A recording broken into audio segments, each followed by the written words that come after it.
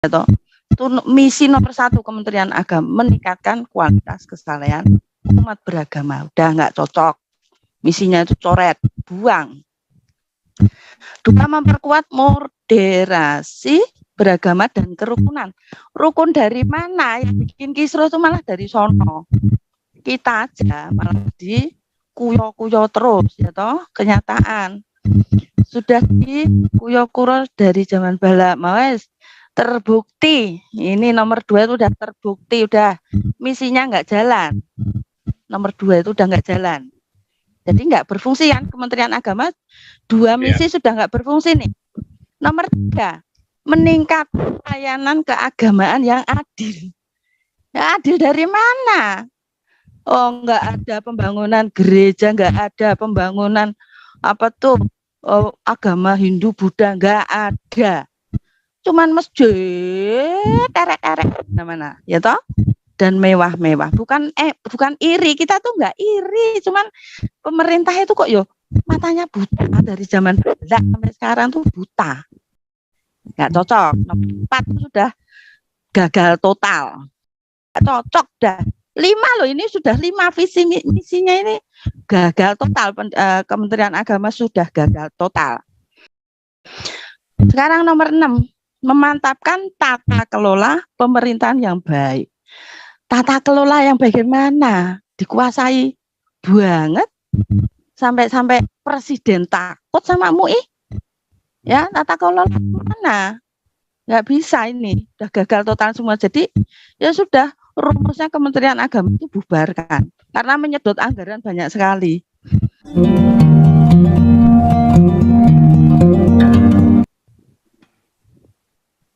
Ibu Lisoy. Wah, ini Ibu Lisoy nggak ada? Iya. Silakan Bu Lisoy. Soalnya saya sambil dengar di YouTube. Ya, Pak Frans. Ya. Silakan Bu. Apa komentarnya Bu? Komentar saya terkait judul ini ya. Saya setuju sih bubarkan karena ya manfaat Kementerian Agama itu hanya untuk Muslim. Sudah jelas-jelas ya. Dalam prakteknya ambillah contoh dalam masa kepemimpinan Pak Jokowi ya, partai pemenang selama 2 periode PDIP ya. Yang kita lihat selama ini dalam 2 periode ini di mana PDIP sebagai pemenang ya di 2 periode, lihat bagaimana ya kita umat Kristen khususnya ini ya, kalau yang lain-lain kan tidak pernah ada kejadian. Yang paling banyak kejadian persekusi, intimidasi, kriminalisasi, apalagi intimidasi itu terhadap umat Kristen ya. Saya pikir sih menurut sejauh ini PDIP sebagai partai pemenang di 2 periode gagal untuk memperlakukan kita umat Kristen sama haknya dengan umat yang lain, Kristen dan minoritas yang lain ya, Hindu, Buddha dan juga yang lainnya ya. Tapi yang paling nyata kan ke kita ya, di mana-mana kejadian selama 2 periode ini. Saya pikir sih Pak Jokowi gagal dalam memperlakukan kita sama hak dengan yang lainnya. Itu ya, jadi ya sekalipun ada Kementerian Agama, seolah-olah ini diperuntukkan untuk kebutuhan kepentingannya kaum Muslim. Ya, nggak ada manfaatnya buat kita. Jadi ya mungkin jalan satu-satunya untuk memisahkan negara dari agama, langkah pertama adalah bubarkan Kementerian Agama. Biarlah yang namanya agama itu menjadi ya urusan pribadi masing-masing lah. Ya, karena sudah terbukti jika agama ya nempel dengan sistem kenegaraan, ya nggak ada yang maju, ya anjlok semua gitu loh. Karena apa? Urusan agama melulu, semua serba agama dalam bidang apapun. Ya dalam kehidupan sosial, agama akhirnya apa? Terpecah-pecah lah di kehidupan sosial ya. Ya dalam kehidupan yang lain juga seperti itu gitu. Jadi ya nggak ada gunanya. Jadi kalau kita ingin lebih maju ya bebaskan aja lah negara dari agama. Nggak usah nempel gitu ya. Ini nempel aja gitu ya. Jadi langkah pertama bubarkan itu Kementerian Agama gitu. Tapi ya memang itulah ya. Ya saya pikir sih ya ada kelompok yang sangat berkepentingan dengan ini ya. Yang sangat berkepentingan ini harus ada gitu ya. Sama seperti misalnya secara administratif identitas kita harus ada agama, ya kan? Kenapa tidak berani untuk menghilangkan kolom agama di dalam KTP? Coba, ya kan? Berarti ada yang berkepentingan untuk itu, harus ada itu kan? Ya nggak akan maju-maju negara Indonesia. Ya terpuruk teruslah. Jadi kita sebagai bagian yang di dalamnya ya ikut terpuruk. Nah, kemudian dari anggaran juga kan, betapa banyaknya anggaran negara yang habis sia-sia untuk urusan-urusan agama lagi gitu. Belum lagi merembet ke hukum. Nah, hukum saat ini banyak sekali diintervensi oleh kelompok-kelompok atau tokoh-tokoh agama. Akhirnya apa? Ya udah jadi bahan olok-olok jadinya kan hukum kita seperti ini. Ya karena apa?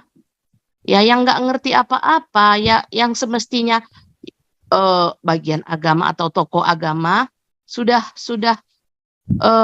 bukan hanya agama lagi yang diurusin, udah ke yang lain-lain, termasuk ke hukum.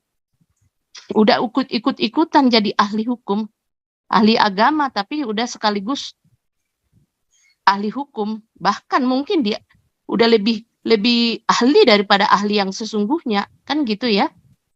Itu yang terjadilah faktanya ini ya. Jadi sangat merugikan kita. Saya setuju sekali sih, tapi ya itu banyak orang mereka itu yang berkepentingan untuk tetap ada Kementerian Agama. Ya. Kalau Kementerian Agama sudah bubar, barangkali ormas-ormas yang suka intervensi itu juga mungkin akan lebih dibatasi ininya ya, sepak terjangnya. Nah itu bisa jadi ini juga bagian yang kelompok-kelompok yang berkepentingan untuk adanya Kementerian Agama, adanya kolom agama di dalam KTP, ya kan? Ya itulah pendapat saya, Pak Frans ya. Jauh ini. Baik, thank you, gantian aja dengan yang lain. Ya. Oke, Pak Santiamin masih ada tanggapan atau kita lanjut ke Ibu Tumbar nih? Ibu Tumbar silakan sudah... lanjut ke Ibu Tumbar dulu, Pak. Ya, Ibu Tumbar, silakan Ibu Tumbar. Silakan, Bu.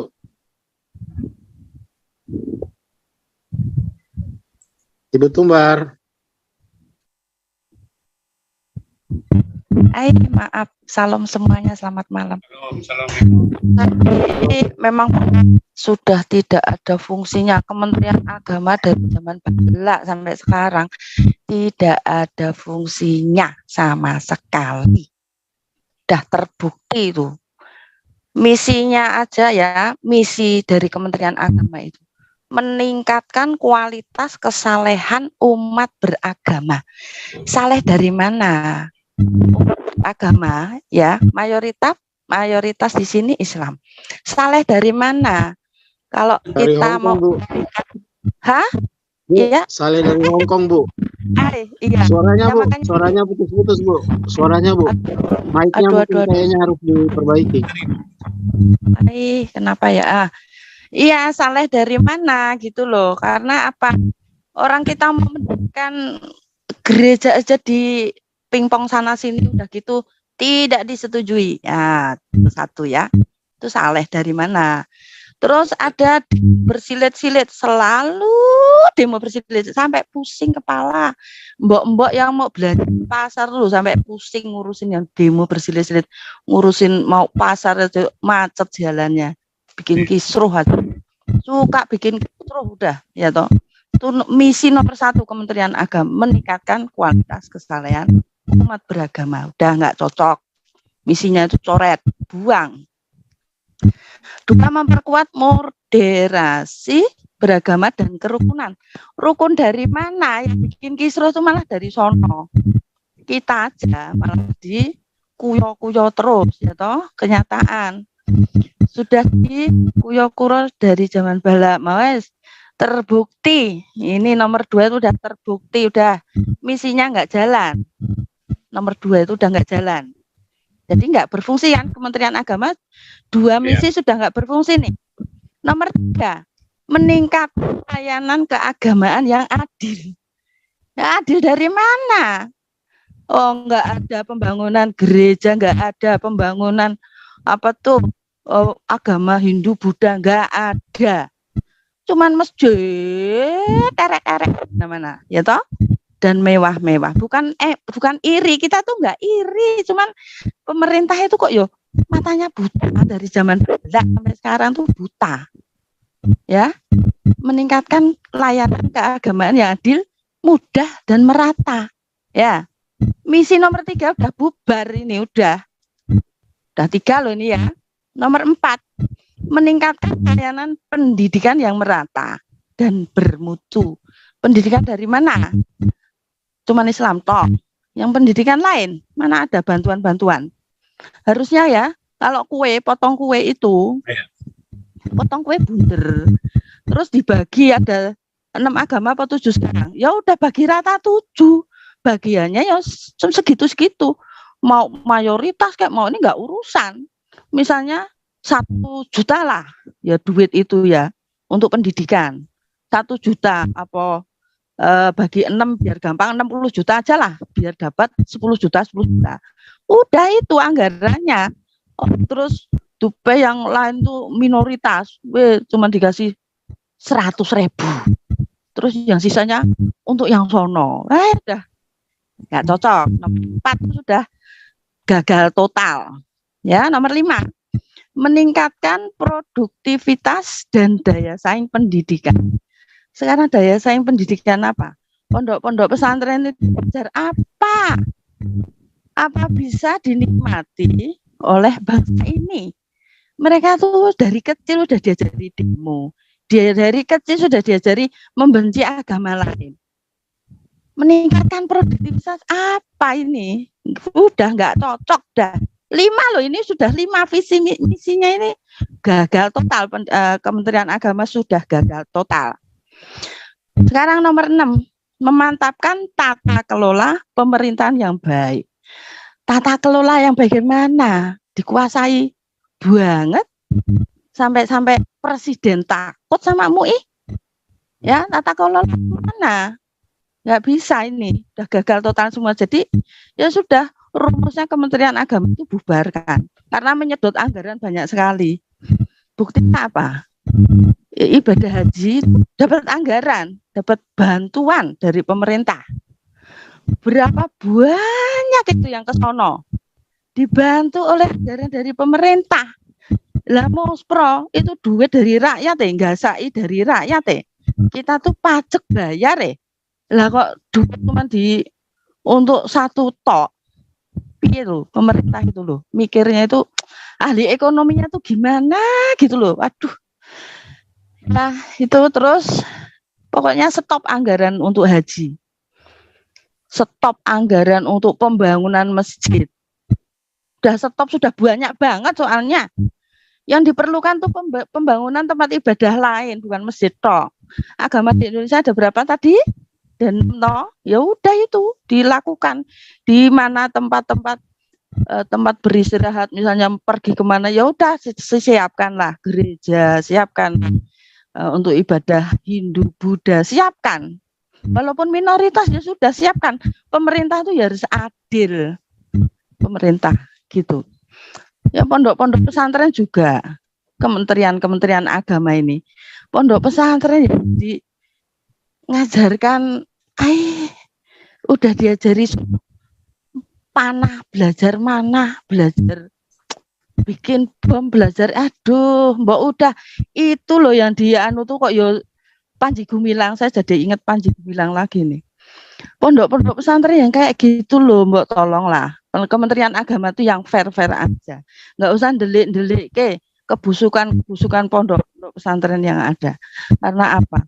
Ya kita itu dapat info lah dari hal-hal yang pondok pesantren yang untuk istilahnya mau mendirikan Indonesia itu supaya jadi negara Islam. Ada info-info itu dan itu sudah fake. Tolong itu diteliti bener-bener, jangan sampai merusak Indonesia. Sebetulnya yang merusak Indonesia sekarang siapa sih? Pemerintah sendiri. Pemerintah sendiri sekarang merusak Indonesia. Merusak Indonesia. Jelas sudah terbukti dengan adanya syariat-syariat yang ada.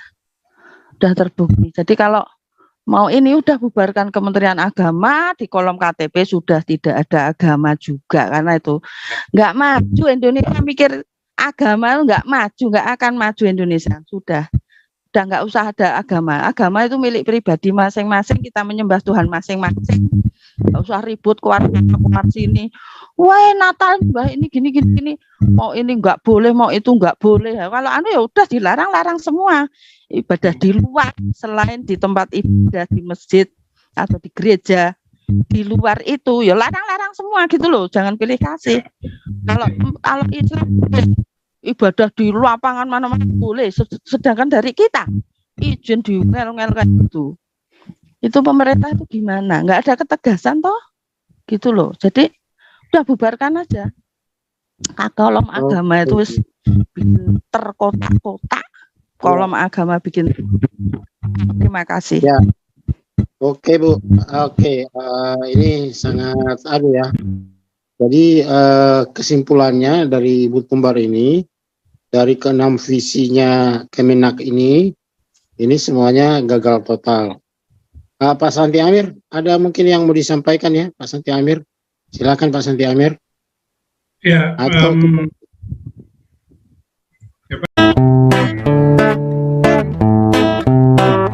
Kau bilang kau menang debat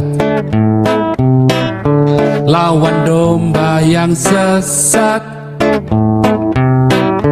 Kau bilang banyak yang tobat,